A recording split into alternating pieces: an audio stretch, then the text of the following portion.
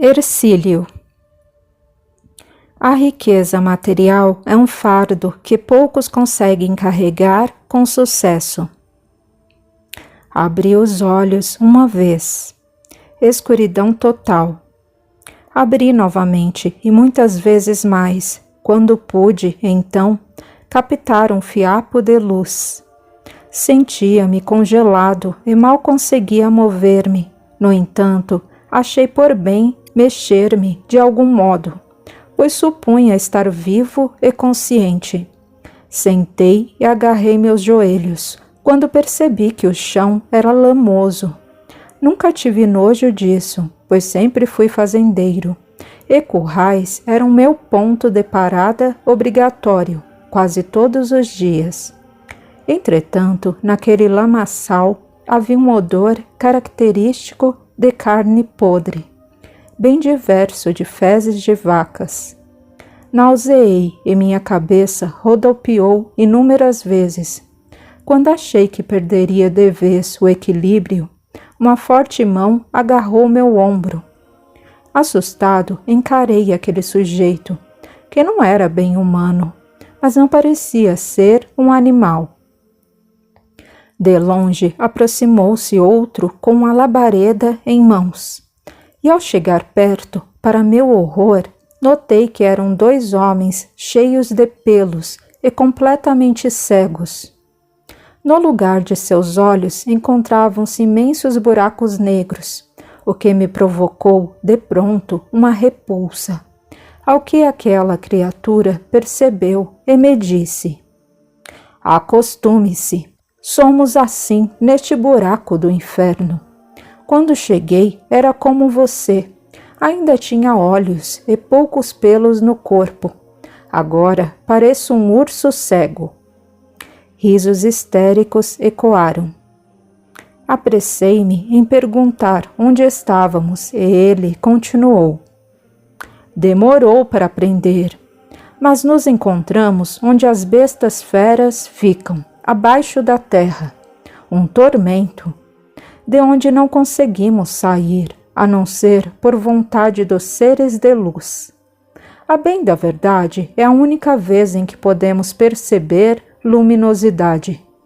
O resto do tempo é vivido em total escuridão. Para que olhos? E neste frio, o melhor é ter pelos para nos aquecer." Aqueles esclarecimentos eram terríveis palavras, absorvidas a contragosto, mas inevitáveis. As sensações e as aparências dos desencarnados são diferentes no umbral cavernoso, dependendo da herança advinda da sua última reencarnação. Eu estava vivo ou morto? Se tinha consciência do meu estado, supunha estar vivo. Mas acompanhando aquela descrição, aquilo só poderia ser o inferno. Então estava morto. Olhei para a criatura e, sem titubear, ela me declarou solenemente: "Você está morto. Deve ter feito muito mal para vir parar aqui. Só conheço criminosos violentos." Hercílio imaginou ter havido um pesaroso engano, pois um fazendeiro como ele haveria de estar em lugar muito melhor. Os dois espíritos não eram de muita conversa. Viraram as costas e se foram, levando junto deles a tocha que alumiava o ambiente. A escuridão e o frio, incomodantes, retornaram. Recolhi-me em posição fetal para me sentir abrigado. Nem sei se com os olhos abertos ou fechados, pois não havia nenhuma diferença. Tentei forçar a minha memória. Queria saber o motivo de julgamento tão drástico. Era católico e o padre sempre ensinou que havia o céu e o inferno. Os bons seguiam para o céu e os maus ao inferno. Onde eu estava jamais poderia ser caracterizado como céu. Logo, por exclusão, era o inferno. Havia o purgatório. Mas este lugar também nunca foi descrito como trevoso e gélido. Aliás, outra contradição com o inferno católico, que imaginava calorento e cheio de luz proveniente do fogo. Não saberia dizer quanto tempo passou, mas meu estômago contorcia-se de dor insuportável, clamando por comida. Minha saliva secara e eu implorava mentalmente por água. Assim passou um longo período de aparente sufocamento, até que certa vez ele notou uma luz mais forte se aproximando, e não era advinda do fogo. Um ser iluminado por dentro? Pensou. Aproximando-se rapidamente, indagou-lhe: Irmão Hercílio, você se sente bem, apesar das circunstâncias nas quais vive? Ele balançou negativamente a cabeça. A entidade prosseguiu: Você não veio para cá porque passou pelo julgamento final e foi condenado ao inferno. Aqui se encontra por conta da lei regente do universo dos encarnados, causa e efeito. Hercílio logo pensou nas ações que praticou enquanto encarnado, tentando buscar a lógica de seu atual destino. Emergiu-lhe uma raiva do fundo da alma, e ele dirigiu o seu olhar de fúria àquele ser. Ele abaixou a cabeça em sinal de pêsar, virou-se e desapareceu numa nuvem de fumaça. Para onde foi? Voltei à escuridão total. As consequências do frio geraram-me várias feridas espalhadas pela pele e uma coceira enlouquecedora. A fome, a sede e a insônia aborreciam-me como um instrumento de tortura. Outro tempo decorreu até que novo brilho surgiu, em tonalidade de cor diferente. Era um ser iluminado em linhas mais suaves, parecendo um formato feminino. Com voz muito suave, perguntou-lhe: Meu irmão Hercílio, gostaria que eu o ajudasse a conhecer um pouco do seu passado? A sua passagem como fazendeiro pela crosta terrena. O orgulho dizia-lhe para negar a oferta, mas a curiosidade falou mais alto e ele balançou afirmativamente a cabeça. Quem merece esta lama? Pensei. Ela captou o seu pensamento e pronunciou poucas, mas contundes palavras. Você merece estar neste lugar, pois levou vários de seus empregados a passar fome, uma das piores necessidades humanas. Mas não só eles, também as suas famílias, com crianças pequenas, algumas que faleceram por conta da inanição. Hoje você se sente sedento, como seus empregados, obrigados a tomar a água barrenta do córrego de sua propriedade, de onde vieram doenças, que levaram para o mundo espiritual muitos deles. Você não vê a luz, mas se esquece que o gerador da fazenda só funcionava na sua casa e todos os demais, ao cair da noite, viviam na mais absoluta escuridão. O frio é apenas a consequência da falta de luz e da profundidade do local. Preciso dizer mais? Ele sentiu-se devassado, estraçalhado e descoberto, tudo ao mesmo tempo. Já não sabia se sentia remorso ou ódio pela revelação. Baixou a cabeça como a negar tudo aquilo. Virou-se de costas para ela e calou-se. Voltou a maldita escuridão, e o frio parecia aumentar, agora saboreado com o meu remorso nascente. Sentir o remordimento por um mal qualquer é pior do que a sensação carnal de fome, sede ou frio. Naquele local, ele tentava andar, mas batia a cabeça em tetos mais baixos ou chocava seu corpo em paredes sem qualquer passagem. Era uma agonia duradoura, pois além de tudo estava absolutamente sozinho. Aquelas criaturas do primeiro dia em que abriu os olhos se foram e nunca mais retornaram. Percebi como o ser humano encarnado ou desencarnado realmente não é solitário por natureza. Não conseguia nem mesmo chorar, pois lágrimas me faltavam. Um longo período passou até que surgiu outro brilho ao longe, e ele, então, colocou-se em estado de alerta.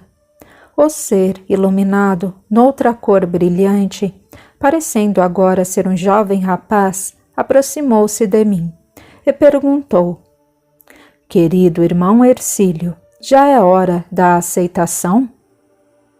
Ele já não conseguia ter raiva ou ódio, a não ser de si mesmo, e entendeu a mensagem. Balançou afirmativamente a cabeça. Encostando a sua iluminada mão no seu petrificado coração, a entidade disse: Sim, meu irmão, está na hora. Feche os olhos, fará uma viagem da qual somente se recordará muito adiante no seu aprendizado. Terminou por ora o seu sofrimento. Hercílio foi um fazendeiro muito rico, proprietário de uma imensidão de terras no norte do Brasil, mas tratava seus empregados como escravos. Pagava-lhes uma miséria de salário e os obrigava a fazer as compras do mês na loja da fazenda, onde acabavam devedores. Se a comida acabasse antes de completar mais um mês, passariam fome. O empregado e quem ao seu lado estivesse, pouco importando se fossem crianças. Não havia o fornecimento de água potável, e cada um se virava como podia no córrego lamacento do local.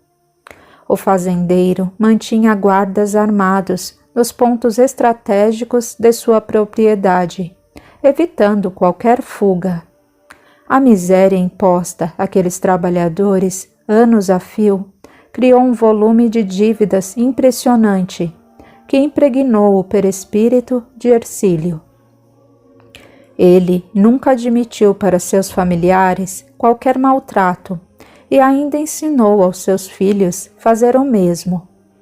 Não atuou como um homicida serial, mas indiretamente assim agiu, pois muitos morreram de fome, doenças e pragas, advindas da miséria imposta em sua fazenda.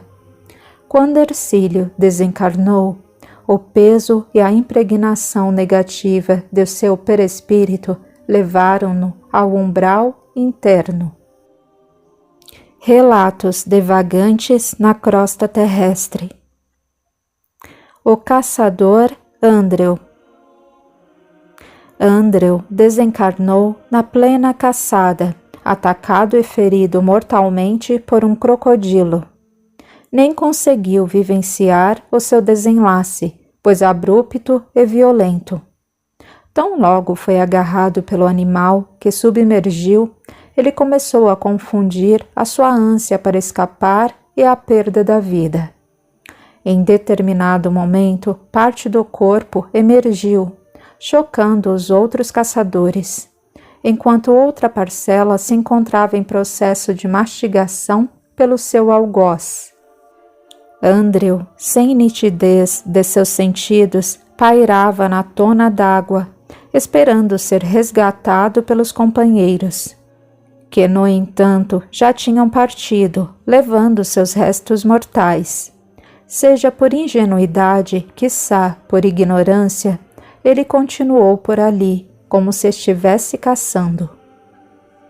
Percorro o pântano para capturar presas especiais, as quais venderei por altos preços e ficarei muito rico. Ali está um crocodilo, grande e exposto, nem acredito. Vou abatê-lo e viver de renda. Risos nervosos. Aventurou-se e nada.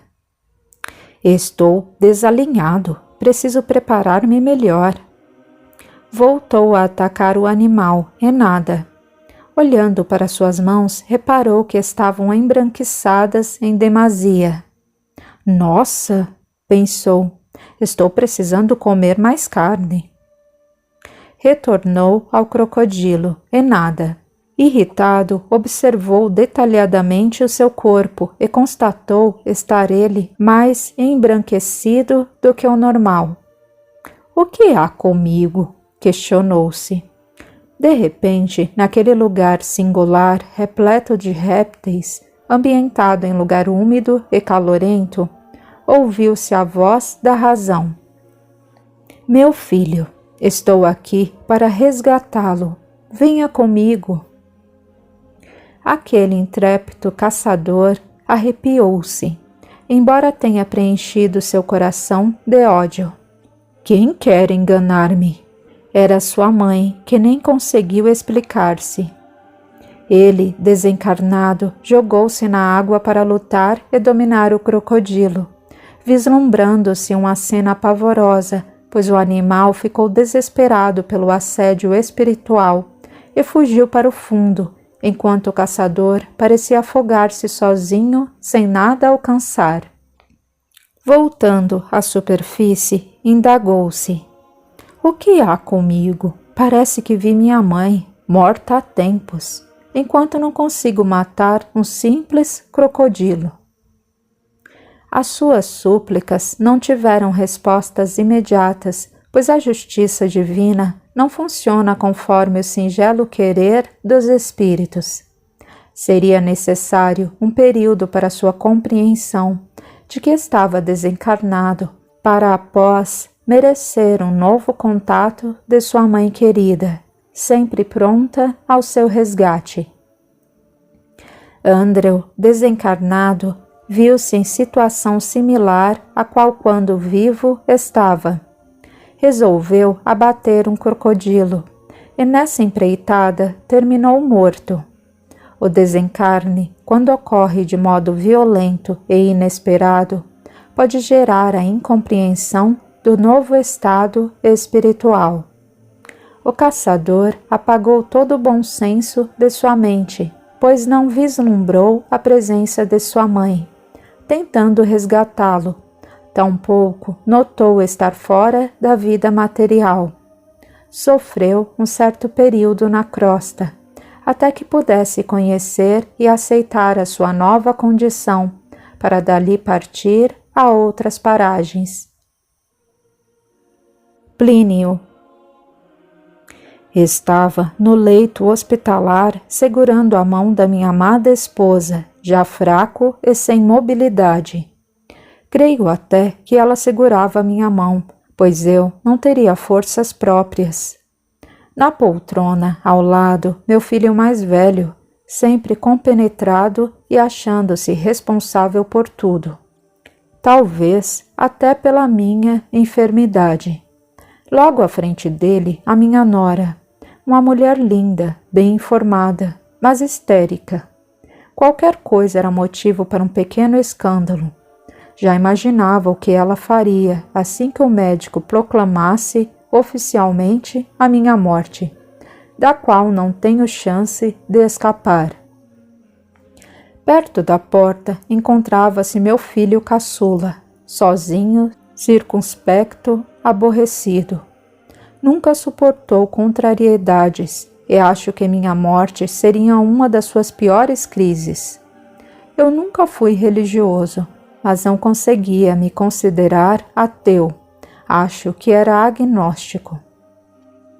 Quando finalmente Plínio desencarnou, uma enorme escuridão o acolheu, exatamente como acontecia quando tomava anestesia geral. De repente surgiu uma linha de luz, mais outra e outra. Estava enxergando seu corpo já no morgue do hospital. Nossa, aquele sou eu? Para onde ir? Inapto para prosseguir, ali permaneceu, fiel à única coisa que balizava a sua existência, o seu cadáver. Quando chegou o carro da funerária, ele não vacilou e seguiu junto.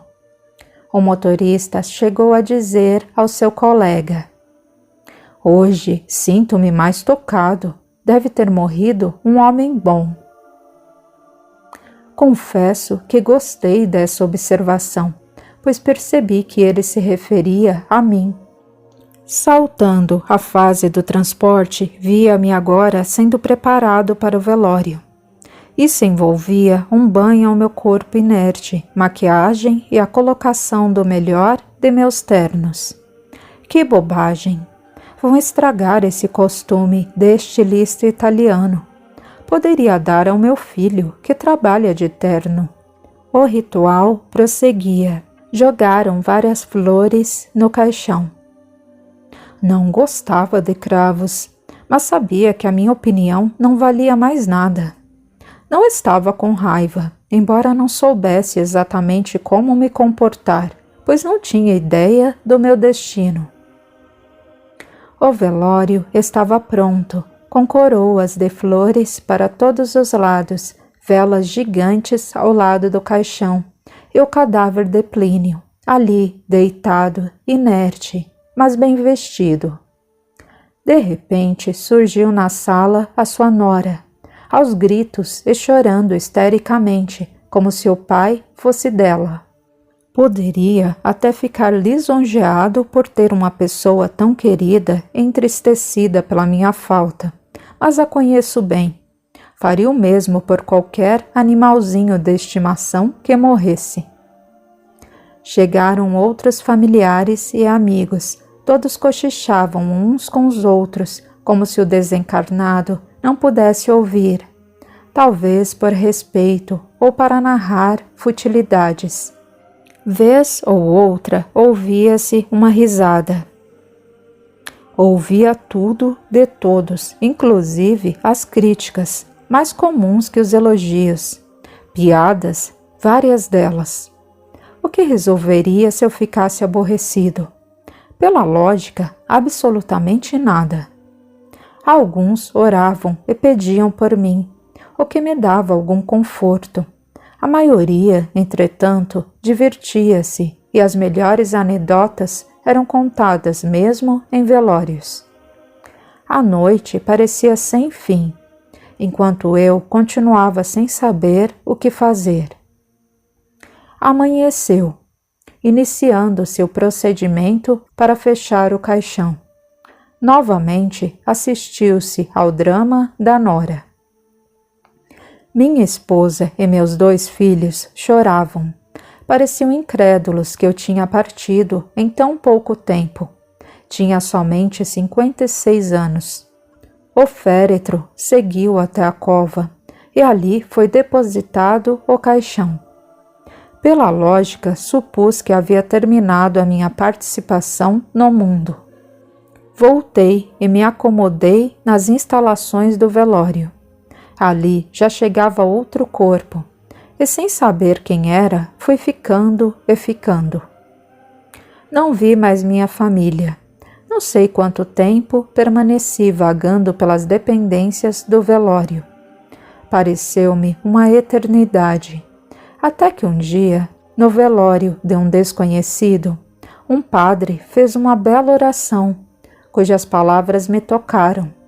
Sensibilizei-me a ponto de notar a presença de um outro espírito ao lado oposto onde estava. Era um ser iluminado, mas translúcido, o que me indicou tratar-se de um ente espiritual como eu. Ele se aproximou de mim. Não tive medo, aguardei. Quando tocou a minha face, senti um formigamento intenso. Agradeci. A partir dali, Plínio sentiu o efeito anestésico e adormeceu, tornando a acordar em hospital da colônia espiritual Alvorada Nova. Fui convidado a dar esse relato, o que faço com muito prazer, para que outros irmãos não precisem passar pelo que vivi. Um tempo perdido, vagando pela crosta. Plínio era engenheiro, um homem culto e esclarecido, além de ter uma personalidade afável e bondosa. Porém, era materialista e agnóstico. Não rejeitava, mas não aceitava a ideia da vida após a morte. Infelizmente, deteve-se junto ao seu corpo por tempo excessivo. Perdeu o chamamento e permitiu-se vagar pelas dependências do velório por muito tempo. Encontrou seu caminho para a cidade espiritual quando abriu seu coração e notou a presença de emissário superior. Uma oração com as palavras certas, no caso dele, produzidas por padre católico, foi-lhe suficiente para o despertamento. Nem sempre é tão fácil assim.